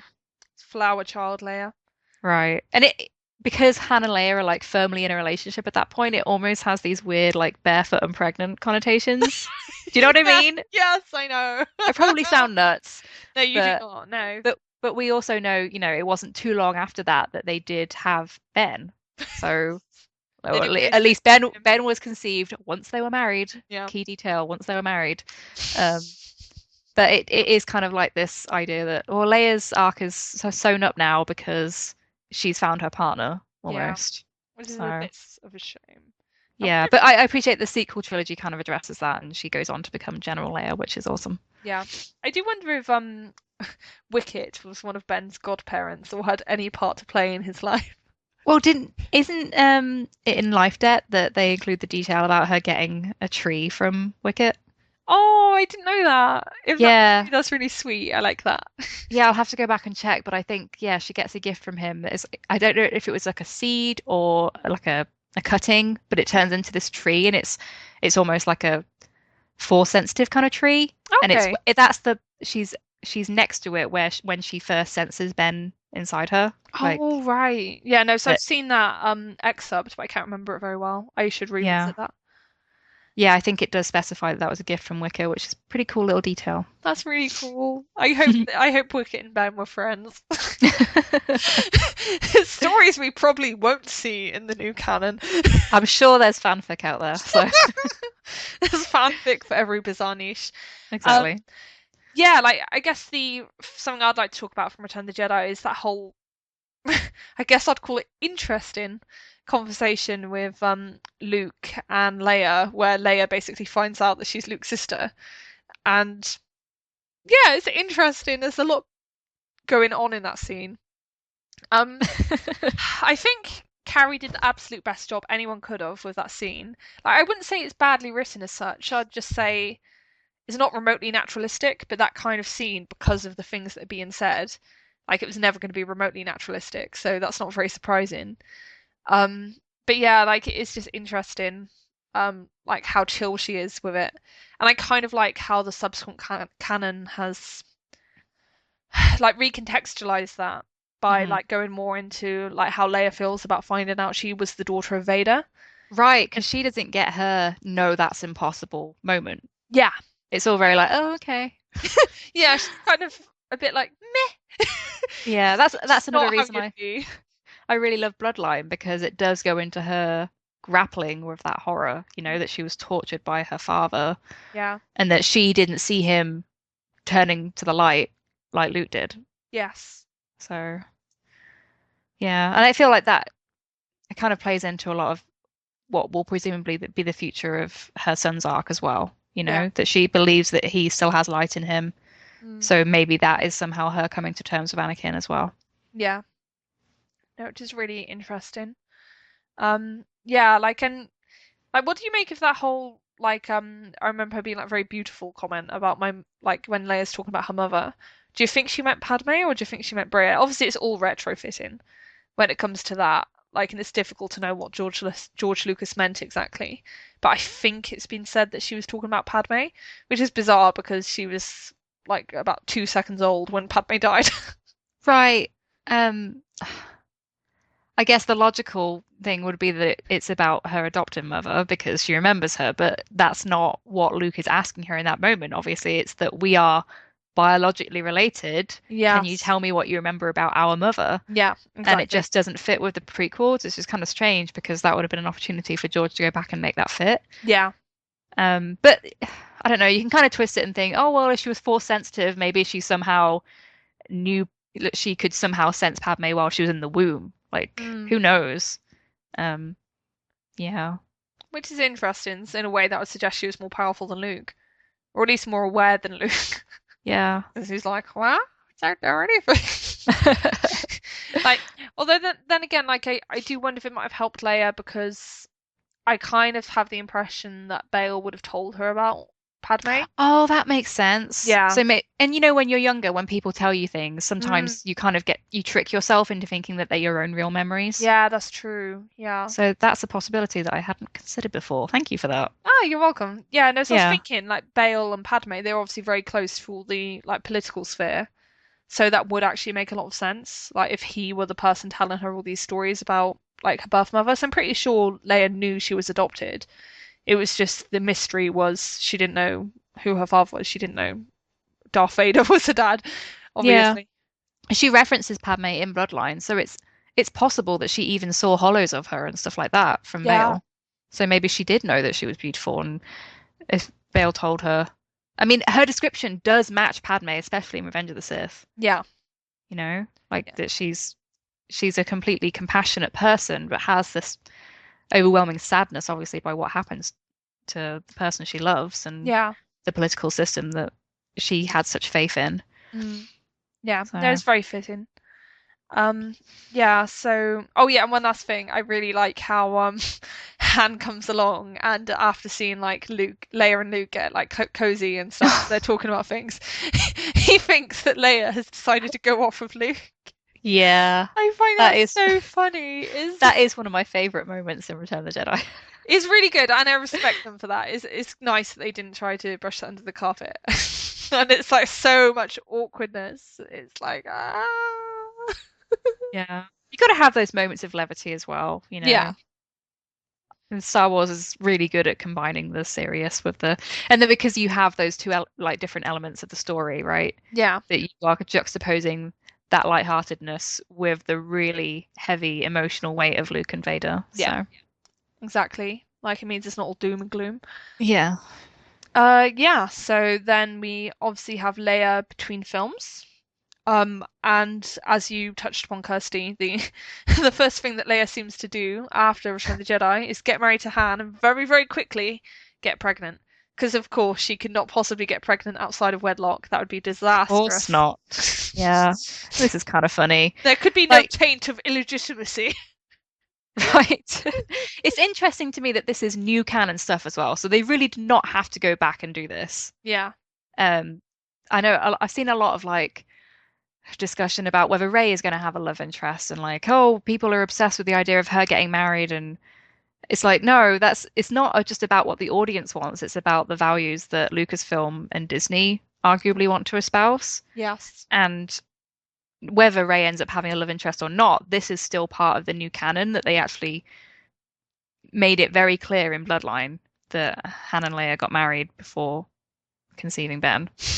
And actually, yeah, they had to go back and even specify when they thought he was conceived and all that, and in what circumstances. It's just kind of funny. Yeah, it's really weird. It's almost like tracing a royal lineage and having to like defend the legitimacy of the child to I like guess a it is in a suspicious way crowd. because you get all these crazy fan theories about whether Ben Solo was really Han Solo's kid, and if Rey is a Solo, did Han have an affair, or did Leia have her without Han? Pablo Hidalgo has to answer all of these questions. Yeah. So It's like yeah, unless I know it's a soap opera of a kind, like albeit in space, but it's not that kind of soap opera. It's not like EastEnders. Like there's I just like guess rampant infidelity. yeah, like Anakin and Padme had a secret marriage, but there's still like this fairy tale aspect of once you're in love with someone, that's your partner. Like it's true love, whether it's doomed or happily ever after. Yeah. That seems to be the Star Wars thing. So Yes. side characters will have off and on relationships and whatever, but the core characters, I feel like it still has that very classical fairy tale element. Yeah. Like they were never going to make Leia in The Force Awakens like a 3 times divorced, like chain smoking, like what's the word I'm looking for? Cougar or Yeah, cat. it just doesn't have those realistic elements. Like that's not what Star Wars is about. So like Yes. even if they want to show a relationship in trouble or whatever, it's still like very much like, oh, we're in love, but we're divided by our duties, or it still has that romance about it. Yeah, exactly. It's all very much idealized in that respect. Yeah. Um, yeah, so you might be more well versed in this than me, Kirsty, so I think you've been much better at reading the books than I have. I But have yeah, a terrible memory for them though. well, some of them aren't like all that memorable from what I can tell. Um, Yeah, like it's kind of a mixed bag. although some are great, like I love Bloodline. Yeah, so from what we can tell, after Return of the Jedi, Leia very much returned to the political sphere. It seems like she never really seriously pursued Jedi training for herself, and she was like a bit important figure in helping to form the new government of Hmm. the Republic. Um, Obviously, alongside this, she would have had a young child, and like the details on Ben's early years are so scant as to be non-existent. But yeah, I think there's a chance of seeing him be born in Empire's End, which would be cool. And then that would give us a bit more of a sense for like Han and Leia as parents, albeit at the very, very start of that experience for them. So yeah, that's something I'd like to see. Yeah. And I'm sure there's It's lots of stories to be told about like Han and Leia and Ben as a family because we know so little.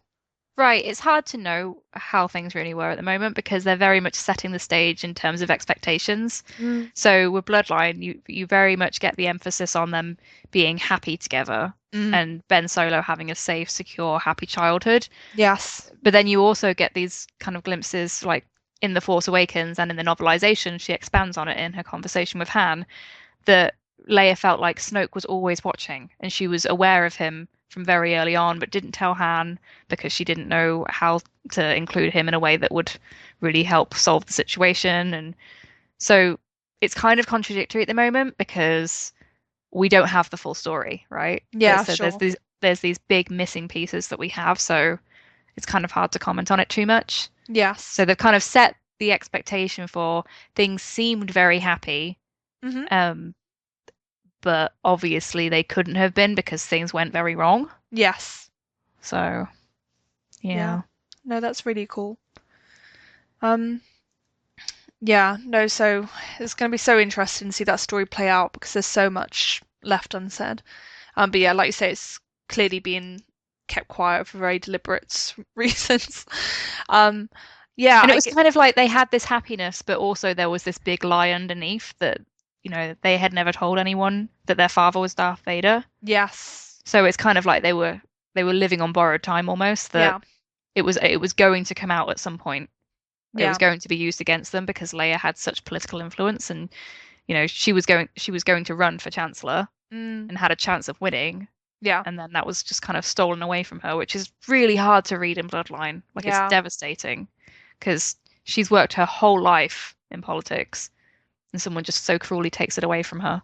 Yeah. No, because their whole like standing in the public sphere is built on a lie, basically. Built Mm. on the premise that they're the opposite to everything that Vader and co represented, rather than being what Vader and co represented. Um so yeah, it's really interesting. Like it's such a big difference. Yeah, and I guess that carries on this common theme in Star Wars, right? That, this question of, does where you come from define you? Yeah. And, they weren't raised by Darth Vader or Padme. Yes. But it's this idea, especially because they're Force sensitive, that do you have this power inside you? Could you wreak that kind of havoc and devastation, like just after we've worked so hard to rebuild everything? Yeah. And it kind of highlights the already existing factions in the New Republic. Yeah. And it just kind of exacerbates the political crisis that's going on there. And the First Order is being formed in the background, so you already have that shadow of the Empire growing. Yeah. And it's time for Leia to kind of face that on her own emotional terms as well, Yeah. to accept who her father was, and through her relationship with Cassifo, she kind of starts to understand how someone can be so invested in something and Mm. believe they're in the right that they can end up doing such terrible things in the Yeah. name of something good or what they think is good. Yeah. So it's almost like she has this realization that maybe she's closer to Anakin than she thought. Yeah. Which I really like. That was a great moment of catharsis Yeah. in the book, like seeing her like reconcile with that. It felt like the first time that she'd ever really been able to connect to her father in that way, and there was something really quite profound about that. And Hmm. and it's really nice because like it is easy for these time books to seem like they're not that necessary all the time. Like when you see there's a short story about Constable Zuvio and what he gets up to on Jakku, it's like, did the world really need this? Was this a story that had to be told? Be honest. And the answer is probably no. Um, but like at the same time, the story in Bloodline, it does feel very vital, and it feels like it's really great character building for Leia, and it helps to enrich our understanding of her. So yeah, like it's really nice to see those stories being told in the new canon. Yeah. I feel like it's a really necessary, important book. Obviously, it's really well written and entertaining as well, Yeah. but I feel like it really does the layer of the original trilogy justice because, as we've been discussing, even though we love the character and feel like she's well developed in lots of different ways and she's hugely important, um, a lot of her arc can be kind of glossed over. And I know that's just kind of a symptom of Star Wars because things move so quickly and it's kind of about these bigger, grand ideas rather than the intensely personal. Hmm. Um, but I feel like it really adds to your understanding of the character. Yeah. And in many ways, the original trilogy is a story of Luke, so the Leia fans, I think, it's really important. Yeah. No, it's really crucial. Um, yeah, and I find it interesting that it wasn't just that Leia kept it secret from everyone else for political reasons. She also kept it secret from Ben Yeah. when he was a child, and we don't know how Ben responded to finding out the truth, and nor does Leia. And it's so interesting to see Leia worrying about that because she's clearly terrified about how he's going to respond. And it's so interesting because it really makes you wonder, like, well, why is she so frightened about how he might cope with this information? Like, Yeah. obviously, it would be awful, traumatic information for anyone, even in the very best of circumstances. But there's just something about the way that scenario is written in Bloodline that it makes me wonder, like, did something go down, like, in the past that makes her worried about, like, Ben, like, being able to identify Vader in this way? Um, so yeah, it's very interesting. Yeah, at this point, obviously, she must know how strong Ben is in the Force. Mm, Um, so there's kind of always in the back of her mind, especially because I kind of see like Leia not being able to be honest about who her father was in Bloodline as kind of like a foil to Luke in Return of the Jedi, like accepting that Vader is his father, like facing the shadow. Mm. So it's this idea that because Leia doesn't face the shadow, eventually it comes out so much bigger and makes everything so much worse Yeah. and has these knock-on effects. Yes. Um, so yeah, like she obviously goes through that arc in Bloodline where towards the end, as we said, like she does start to face up to what Anakin stood for and maybe even begins to partly justify it in her mind. Not like condoning his behavior, but starting to understand it. Yes. Um, and then that kind of makes you wonder, like, is that going to then be passed on to Kylo Ren in his arc across the sequel trilogy? Mm. Like he's going to have to face that as well. So it's this idea of the shadow stretching across multiple generations, and you see that very blatantly in the cover art on Bloodline, right? Yeah. That Vader is Absolutely. the shadow still Yeah. for the family. So Yeah. No, it's really, really cool. I look forward to seeing the rest of that story told. So I'm sure we're going to see that time period told from like Ben's perspective. I can find out mm. what was going on with him at that time. And yeah, that's going to be really fascinating.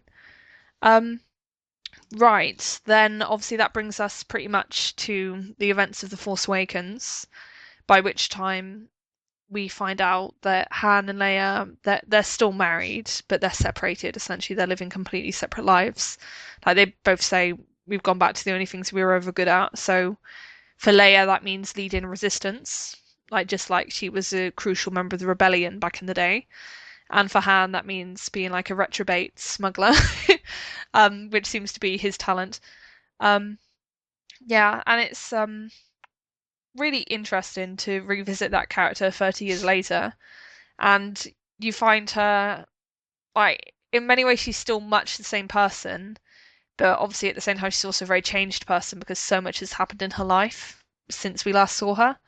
And I think Carrie does a really good job of getting that across, like the passage of time and like how this character's like weary, and while she's still fighting and doing what she did before, like she does at this stage have like a different focus because obviously she's so desperate for her son, like to come back to the light. Like that's not her sole focus. I'd say her primary focus is the good of the galaxy and the good of the resistance. Like she's still very selfless and she puts the bigger picture first, just like she's always done. But yeah, it's interesting to see Leia the mother. Yeah, what did you think about seeing Leia again in Force Awakens?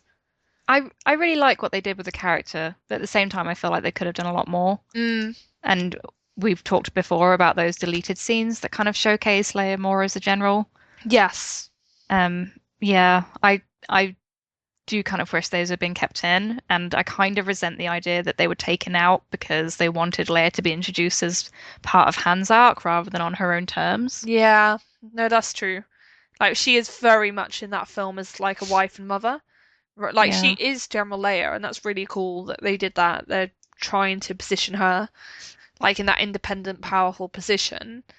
But at the same time, like you don't really see much of that, and that's because all of the stuff that did focus on her in her own right as General Leia, that was mostly deleted. And that is a right. shame because there's like a great deleted scene with Leia and Corsella, Yeah, and Leia's so like spunky, and you can really see Carrie coming through in the performance in that particular scene, and it's really nice. yeah. I like that we get the chance to see those deleted scenes, but at the same time, it's like, oh, is this canon? Is it not? Yes. Um, yeah, and obviously it's just not part of the overall narrative anymore. You have to view it in isolation. So, um, yeah, I the things about, Leia being partially identified in The Force Awakens as Kylo Ren's mother, I think that's a strength of the character in a way. I don't feel like it's like, oh, she's just being resigned to being a family woman. Hmm. It's more like she takes on that role as someone who has grieved so much and has struggled so much personally, but still is doing what she cares about. Like she still knows what her goals are in life and what she wants to achieve on her Yeah. own terms as well. And this idea that, yes, I have this tragedy in my personal life, but I'm not going to let it affect what I care about, Yeah. what I know is important and where my skills lie. So, Yeah. No, which is really nice. And I think there's you see interesting touches of like Leia acting in a very military like capacity, like in terms of how she deals with Finn, for example, because she obviously recognizes that Finn like has the potential to be really important to like the Resistance cause, because he obviously has that insider's perspective. He Hmm. knows what was going on inside the First Order, so they need him. But obviously, at that point, Finn's sole priority is Rey. All he's talking about is getting Rey back because he's just seen her be kidnapped by Kylo. Um, and you can just see like Leia kind of brushing him off. So like, it's not that she's heartless. Like, I'm sure she feels sorry for the girl. Like, and I think she says as much. But like, that is not her main problem at that point because there's Right. obviously planets at stake, and you Yeah. can't prioritize one random girl, however young or innocent or whatever, over like the fate of like millions upon millions of people. Right. I think that's in character for Leia. She cares. She says, "I'm sorry to hear about your friend, Mm, but we're here doing something really important." And this is kind of like the reality in Star Wars that sometimes things do not go well for individuals. Like, she wants to help him. She's saying she cares about what he's saying, but that she needs his information first. yeah, So, no, exactly. You sometimes need to put the head before the heart, kind of. I yeah. think that's very much what that's about. Because it's like interesting. It's not that she specifically sends Han out to save Ben, to bring Ben back. It's more like if you see him. So obviously the mission is the most important thing, but still at the same time we love our son. We want our son back. So if you see him, try to bring him back.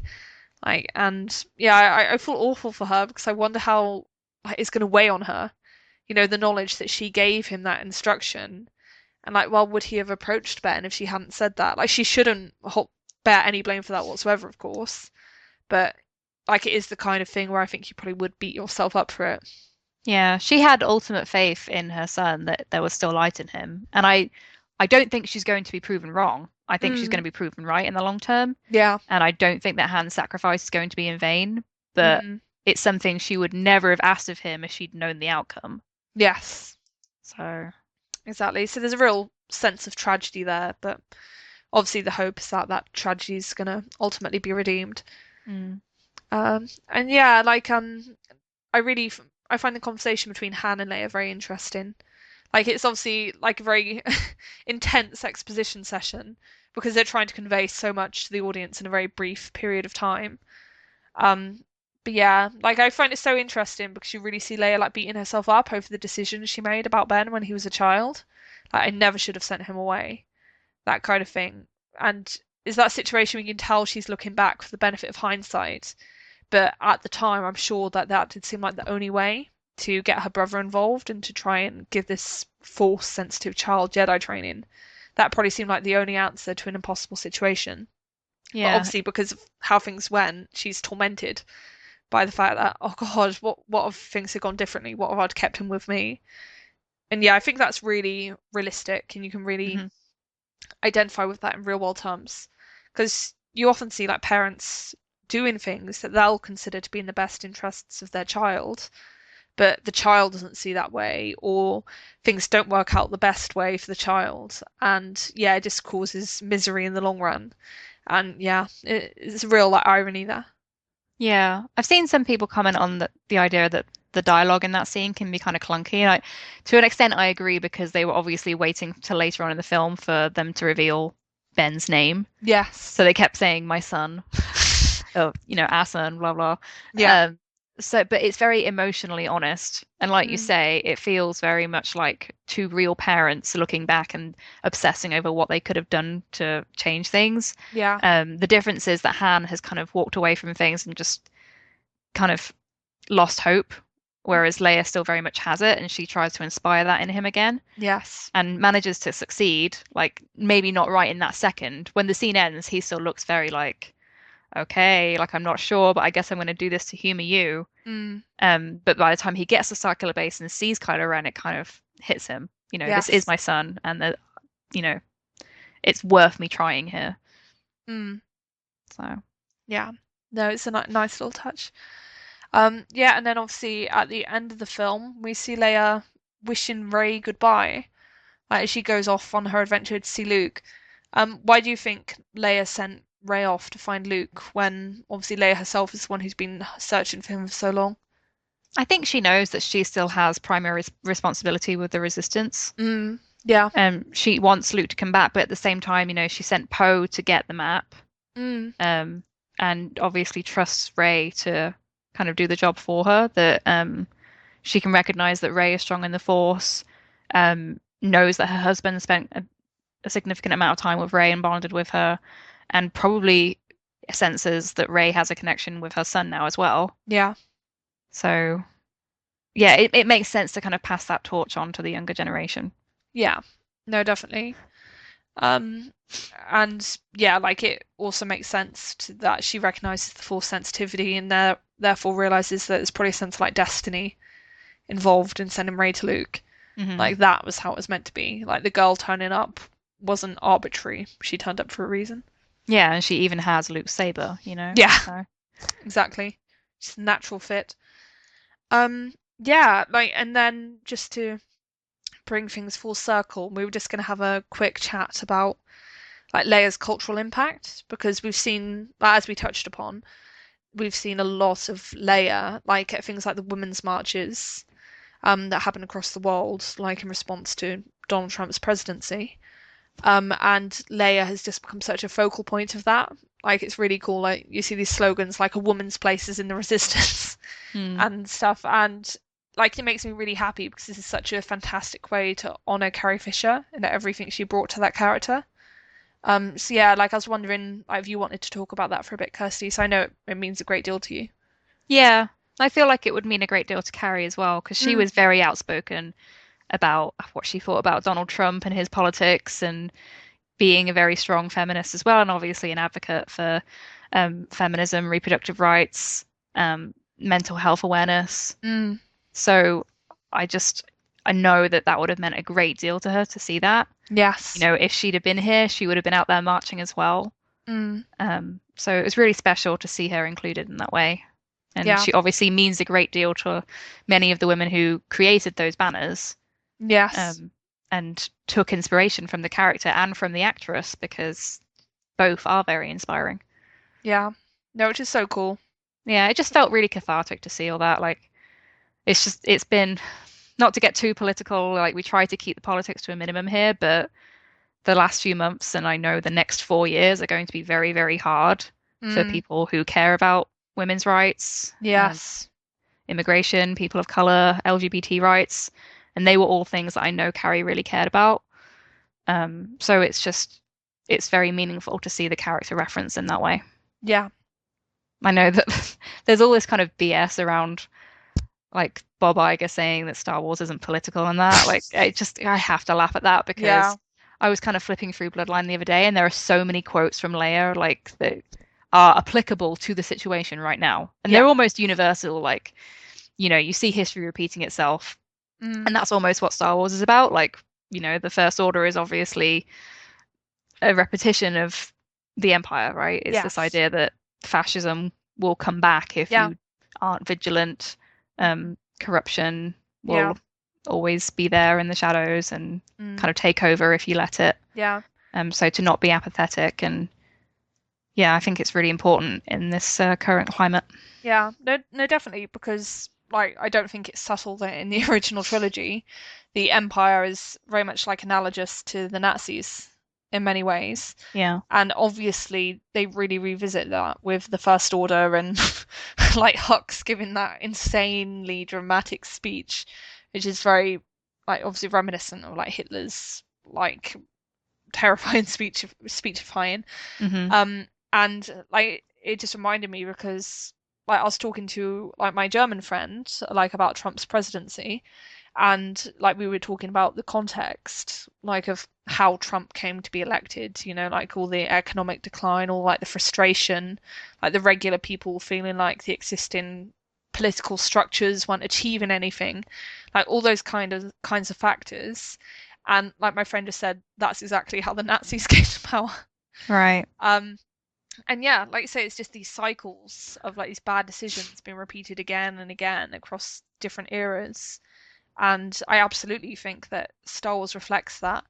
And like I know like there's been a lot of hate on the sequel trilogy because people feel like it is a rehash like of the original trilogy in many ways by recycling that conflict. But in many ways that's like the most authentic route they could have taken for it. Exactly. Because It that is mirrors just what what happens. happens in real life. Right. It's depressing to think about, obviously, but it's important to acknowledge, and it's updated in many ways. Like if you look at how Leia's son is the villain of the new trilogy, he's very much a villain appropriate for our age. So Yes. things are updated to kind of incorporate modern themes and the situations. So Yeah.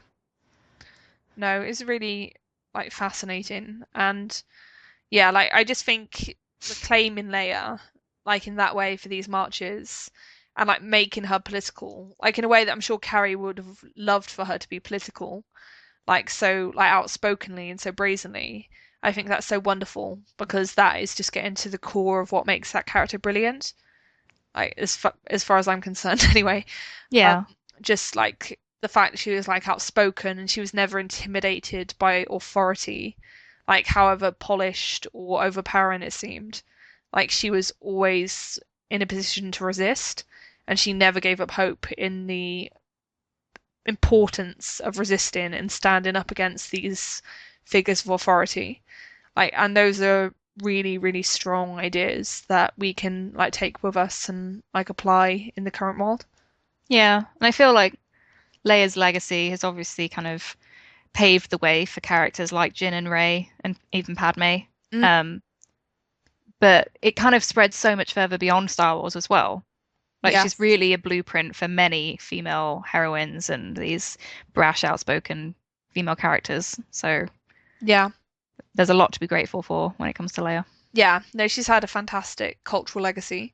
But so I think when people saw how much people loved Leia, they're like, wow, we should make more characters like this. Right. A lot of the time it just kind of comes down to that business aspect, doesn't it? Yeah. That, oh, people do actually like this. Women do want to be represented. How Yeah. strange. Shocking.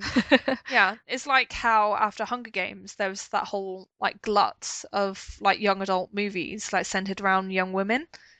Like, and while quite a few of them have been really crap, in a way, that's a really great thing because it's like, wow, having a movie of a young woman in it makes a lot of money. My goodness, maybe we should run with this. Right. Like, so while it's not like everything that comes out of that revelation in the minds of like bean counters is fantastic because there's a lot of crap, to put it bluntly. Like you are still going to get good stuff, and it's really nice in the way that it like normalizes these like heroic female figures. And Right. I absolutely think that's what Leia did. She just made like female heroism normal and awesome and admirable. And yeah, it's really cool. Exactly. Like the best part of that is that when it stops being seen as a fad or a trend, you know? Mm, So like trends in fiction will come and go in terms of like the genres and like you say that Hunger Games kind of zeitgeist, but mm, it should never be like a trend that declines that you suddenly stop seeing female characters in these important roles. So yeah, no, it was really nice. Yeah, is there anything else you'd like to say about Leia's cultural impact or anything, or should we move on to questions? I think we should move on because we've been talking for quite a while. We have. It's amazing how these discussions run away from us. Like at first I'll look at it and I think, oh gosh, I hope we have enough to say, but that is never a problem, ever. No, we never seem to shut up. No, exactly. But, again, coming back to Carrie, she wouldn't want women to shut up. So, Yeah, exactly. It's good to yap away, especially about stuff like this. yeah. Right. So I will skip it came from Reddit. Sorry. And go straight to questions. And the first is that we have an email from Emily, and I will read. Hi, I'm Emily, and first off, let me just say how much I love listening to your amazing podcast. It's so nice to hear very intelligent conversations centered around Star Wars, especially from a female point of view. Oh, thank you. My question actually centers around a spoiler rumor I heard for episode 8, Now the Last Jedi. Okay, people, so stop listening if you're frightened. And I was wondering if you had heard it, and if so, it was from and if so, whether it was from a credible source, and if you had any thoughts on it. Basically, the rumor was that Chewie would be killed off in Episode 8 while trying to protect Rey. I know that this isn't a very interesting or intelligent question, and I apologize for that. Don't apologize, it's fine. It's a good question. But I'm a huge Chewie fan, and it just honestly seems like way too much to kill off Han and then Chewie in the very next film. I was just wondering if you had managed to debunk this theory or anything like that. Keep up the great work, and thanks for hopefully even reading this. Oh, that's so sweet. And then just in a PS, she mentions that Michael Giacchino included pun names for the Rogue One track list in the booklet. I vaguely recall seeing that, and they were very funny. I'll have to find them at some point and read them off because they're worth listening to. Yeah, so like I certainly haven't heard anything about Chewie being killed off in episode 8. Have you, Kirsty? No, me neither. Yeah. I wouldn't expect him to. I think it would be pretty brutal if they had Han die in The Force Awakens and then Chewie died in 8. I personally think he's likely to be one of the safest of all the characters. Yeah, he's Um, kind of like the droids in that aspect, right? Like they yeah, can keep him around as a constant because I don't know the average lifespan of Wookiees, but I'm imagining it's much longer than humans. it is. It's centuries. Right, and he can be played by various actors, Yeah, and he already is being played by other actors besides Peter Mayhew. So yeah, I can't really see that happening, and I certainly haven't heard anything. yeah. No, totally. Like it just makes so much more like sense to keep him around. Like I just don't see that happening. Um, like and especially like Emily points out straight after Han dying too. That would just be way too much. They're not Right. going to want us to suffer to that extreme, I don't think. Yeah, I just don't know what purpose it would serve, Mm, because the person he meant the most to was Han. So that would be that emotional weight, and obviously saw that in reverse when Han died and Chewie was incredibly upset. But mm. I don't see why that would happen. Yeah. No, like he might well be injured or something like that, but I don't see him dying. Not at all. Like we've heard rumors that he's involved in like the skirmish between Luke and Rey and the Knights of Ren and Kylo. Mm. So I expect he'll be involved in some capacity with that because obviously it makes sense that he's on the island unless he's left for some reason, which seems unlikely. So yeah, he'll be involved in that, but I certainly don't think he's going to die. Oh, you know what? I think this might come from, I'm just recalling, I think there was something in the eyewitness reports from filming in Ireland, Mhm. that someone thought they saw someone carrying or at least like helping Chewie climb up a hill. Mm, But I can't remember, like, it's impossible to tell from that kind of thing whether they're actually in the middle of filming something or if it's just kind of in between takes or what have you. yes. Um, so yeah, that maybe that's what Emily's referring to. Perhaps, yeah. There's like there was so much that came out of like Ireland.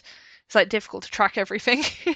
Yeah, and that stuff was filmed from so far away, and so much of it's already been walked back. Yeah. It still seems like too early to really put too much stock in all of those spoilers. So, Mm, yeah, yeah. I mean, it's possible he could get injured in the skirmish, but at the same time, he was injured in The Force Awakens too, so it could be kind of repetitive. Yes. It's like, oh, every time Chewie needs some medical attention. Like no, he needs to go to casualty, I think. Um, right. Yeah, so basically I think to sum that up, we don't think Chewie's going to die. Yeah, don't worry. Yeah, no, I think we're good. Right, and then the last email is from Olivia. And Olivia asks, who is your favourite character from The Force Awakens, new or old? And also in the whole of the 7 films, who's your favourite male and favourite female? And why do you like them and what drew you to them? That's a loaded series of questions. Yeah, seriously. And then Olivia says, thank you, loving the podcast. Keep up the amaze balls work and can't wait to listen to more. Kiss, kiss. Oh, thank you. Um, well, wow, where to begin? Um, Yeah. maybe to keep it simple, Kirsty, maybe just one favorite original trilogy character and one favorite Force Awakens character. Like, Okay. yeah. Well, Han Solo is my favorite in the original trilogy, Hmm. and I think I'm going to have to go with Kylo in The Force Awakens, but Rey is a close second. Yeah. So, Oh, it's so hard. yeah. What about you? Pick between my children. Um, in the original trilogy, Wicket, no. You do talk about Wicket a lot. It's okay I, for him to be your favorite. Admit it. I do, but he's not actually my favorite. Probably Luke. Um, Right. although then, is it Leia? Oh, is Luke or Leia? Like, I know I definitely played at being Leia more, but I think I might just prefer Luke by a hair, just because I think he has a stronger story arc when you're looking at him across all 3 films. because I Mm. love Leia in A New Hope and Empire, but I think her story kind of fades off like a bit in Return of the Jedi. So that kind of means it's a bit less compelling for me there. Um, I also really love Vader, but that's kind of propped up a lot by the prequels. mm, So, and what we understand of Anakin and his fall. yeah, So it's hard to kind of compartmentalize him just in the original trilogy. yeah. Oh, that's actually a good point. How about prequel trilogy favorite character, Kirsty? Well, overall, I'd probably have to go for Obi-Wan. Yeah. But I do love Yes. Padme as well. Yeah. I would people hate me if I said Palpatine? No, He's probably my favorite prequel trilogy character. he's a fantastic character. Yeah, I love him. Like he owns Revenge of the Sith for me. It's like no, no. He's so good. Like I'm Yeah. still cheerleading for the Rey Palpatine theory just because it'd be so badass. Oh I'd my love it. gosh, it would just upset so many people. I guess it would. Yeah, that's true. It would. Yeah, no, just realised I haven't said my favourite sequel trilogy character. Oh man. Again, it's between Rey and Kylo. Du-du-du-du-du-du-du. You said Kylo, I'll say Rey. Okay, Let's that's fair. keep it different. Like I really do love both of them pretty much equally. Um, like Rey is like a little ray of sunshine. So that's also condescending. She's a really good character as well. But I Yeah. do like how like bright and optimistic she is, and just like how good she is. She reminds me of Luke in that way. I just like characters like who have that sense of hope to them. So I love Kylo, and I think he's magnificently realized and incredibly well portrayed. But obviously, there is this real sense of like pain and desolation to that character, and it's really interesting and cool to have that, like especially in one of these fanciful space movies. Um, but in a way that makes him it's quite painful to watch Kylo sometimes. That Oh, makes definitely. because you're just like, oh, you're doing everything wrong, Yeah, please. he is, but for that reason, I find him quite cathartic. Mm, Like his journey. yeah, Yeah. I identify him with him for a lot of reasons, and yeah. they are painful reasons for sure, because obviously the character is messed up in all kinds of ways, like he's screwing himself over. Mm. Um, but it's very interesting. Yeah, no, I think that makes total sense. People see a lot of themselves in these characters. I think that's why they've become so like iconic and special to people, Hmm. which is really cool. Um, right, then I think we can close things off here. Like clocking in just under 2 hours, which isn't too bad by our standards. It's quite a brief one. But yeah, I really, really enjoyed talking about Leia because this was obviously a discussion we wanted to have since Carrie passed away because obviously it was something that was always on the table that we were going to do, but it was something we felt right, we need to do this in the near future. So yeah, Yeah, I'm glad we said it, and it feels especially vital now because of the political climate and stuff. So yeah, definitely. it was really good. Yeah, and tonight we're going to find out whether Adam Driver's Snickers commercial has anything to do with Star Wars or not. Yeah, I'm kind of edging away from that now. I'm trying not to be hopeful. Like they keep on pushing it is about a cowboy and stuff. Like my soul all my hope is hinged on the fact these Snickers adverts they tend to combine two completely disparate things. So, Hmm. for example, in this series of adverts, they had an advert of Mr. Bean in it, and it's like a troop of ninjas crawling across like rooftops very stealthily, as ninjas do. Um, and then one of them becomes Mr. Bean.